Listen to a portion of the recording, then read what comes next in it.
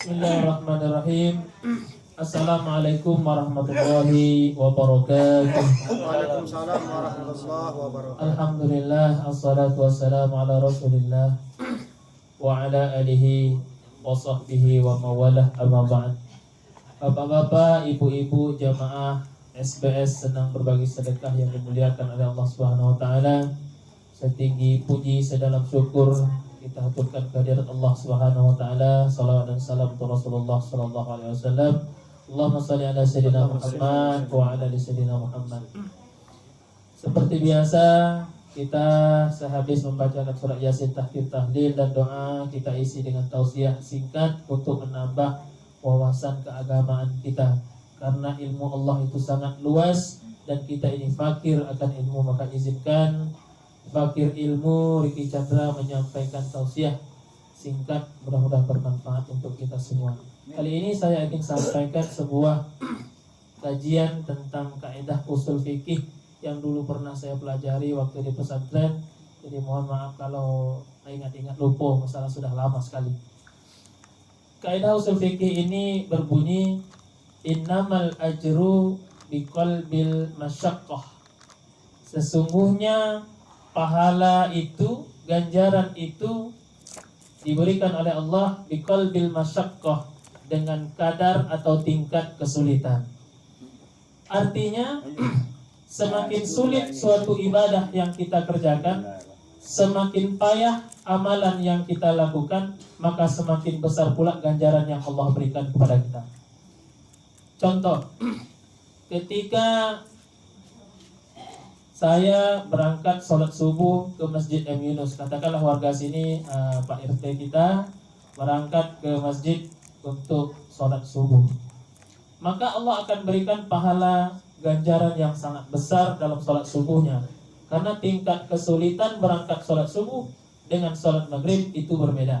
Yang dilawan banyak. Kalau maghrib yang dilawan mungkin tidak terlalu banyak, tapi kalau subuh yang dilawan itu adalah rasa ngantuk, tidur yang enak, kasur yang empuk dan sebagainya. Dan itu yang kita lawan. Artinya tingkat kesulitan itu tinggi dan Allah akan berikan ganjaran. Kenapa kemudian kata Nabi sallallahu alaihi wasallam, salat yang paling besar pahalanya adalah salat subuh.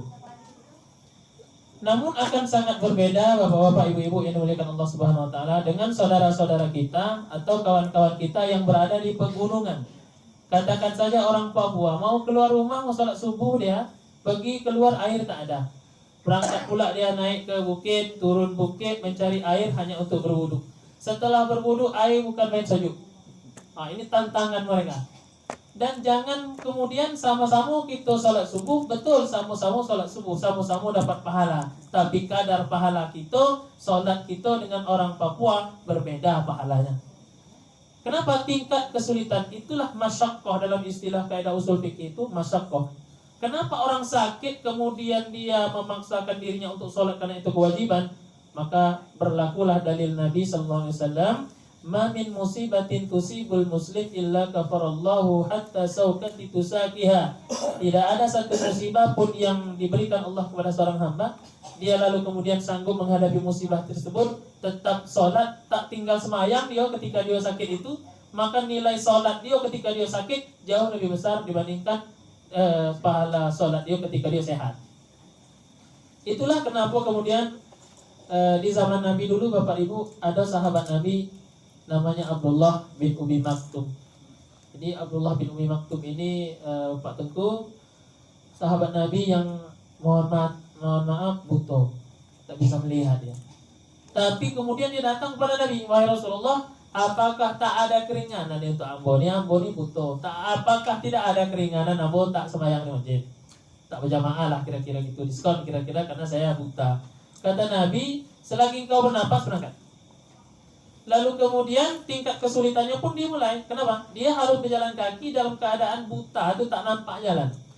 Lalu kemudian saat pertama dia keinginan dia pergi ke Masjid Nabawi itu, dia terjatuh Bapak dan Ibu.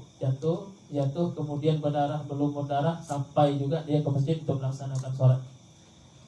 Lalu kemudian dia berangkat lagi untuk sholat yang berikutnya. Kali ini dia terjatuh lagi. Ternyata yang membuat dia jatuh itu adalah setan. Setan membuat berbagai macam rintangan, entah itu gangguan dari hati, kemudian alam, jatuh dia. Tapi tetap sampai si Abdullah bin Umi Maktum ke masjid. Sampai suatu ketika Abdullah bin Umi Maktum yang biasanya berjalan ke masjid jatuh, tumbang, berlumuran darah, kotor dia. Lalu kemudian di saat itu dia merasa keheranan karena ada orang yang menuntun dia sampai ke masjid. Sampai ke masjid untuk melaksanakan sholat. Lalu ditanyakan kepada perkara ini kepada Nabi. Wahai Rasulullah, saya ketika engkau perintahkan untuk sholat berjamaah, saya pergi. Tapi kemudian saya jatuh, saya sampai. Saya jatuh, saya sampai. Sampai yang ketiga ada orang yang menggendong, membopong saya sampai saya ke masjid. Lalu Nabi SAW menjelaskan, yang pertama menjatuhkan engkau itu adalah iblis, karena dia tak suka engkau pergi ke masjid. Tapi engkau tetap sampai ke masjid. Lalu kemudian yang kedua kau jatuh lagi, itu kojo dia juga. Engkau terjatuh lagi, itu kojo iblis lagi. Jadi rintangan, masyaqqahnya di situ, nilai kesulitannya di situ. Lalu kemudian yang ketiga, yang menolongmu ternyata juga iblis. Heranlah Abdullah bin Umi Maktum. Ini iblis menolong kamu pergi ke masjid. Luar biasa iblis menolong. Jadi penasaran Abdullah bin Umi Maktum bertanya, kenapa demikian wahai Rasulullah? Kata Nabi, pertama kau jatuh, ditolong, dan ketahuilah seperempat daripada dosamu diampuni oleh Allah Subhanahu wa taala. Kemudian kau jatuh yang kedua, engkau tetap berangkat, tak patah semangat, bukan berarti dia balik ke rumah karena nilai sakit-sakit, tetap dia berangkat ke masjid. Karena nilai masyaqqah, kesulitan itu engkau tabah, engkau hadapi itu, kau tetap sholat berjamaah. Seperempat daripada dosamu diampunkan lagi oleh Allah Subhanahu wa taala. Nah, kenapa yang ketiga lalu kemudian engkau ditolong oleh iblis? Karena iblis tak mau dosamu diampuni lagi oleh Allah Subhanahu wa taala. Jadi iblis pun bapak dan ibu punya hitung-hitungan yang luar biasa. Ini kira-kira kalau dia jatuh lagi diampuni dong, tak bisa. Lebih baik aku tolong. Jadi itu iblis menolong dia pergi ke masjid. Jadi nilai masyaqqah itulah yang kemudian menjadi kenapa saya sholat, Bang Jul sholat, Bang Iril sholat. Nilainya berbeda. Kenapa? Tingkat kesulitan yang berbeda-beda. Kita punya jamaah, salah seorang jamaah yang alhamdulillah mirip-mirip dengan Abdullah bin Umi Maktum. Saya melihat itu selalu ada di masjid kita. Ya tidak, tapi alhamdulillah selalu ada Bang ya. Inilah tak ada lagi. Oke, inilah tak ada lagi. Jarang. Oh, dah. Ya, alhamdulillah. Itulah gambaran Abdullah bin Umi Maktum zaman Rasulullah SAW. Namun sekarang perjalanannya jauh lebih mudah karena jalan sudah aspal, apa segala macam. Maka kita lawan untuk mendapatkan nilai masyaqqah. Semakin sulit sebuah amal, semakin besar pula pahalanya. Kenapa ibu-ibu melahirkan pahalanya sama dengan pahala jihad, sementara bapak-bapak bersunat tak dapat pahala jihad?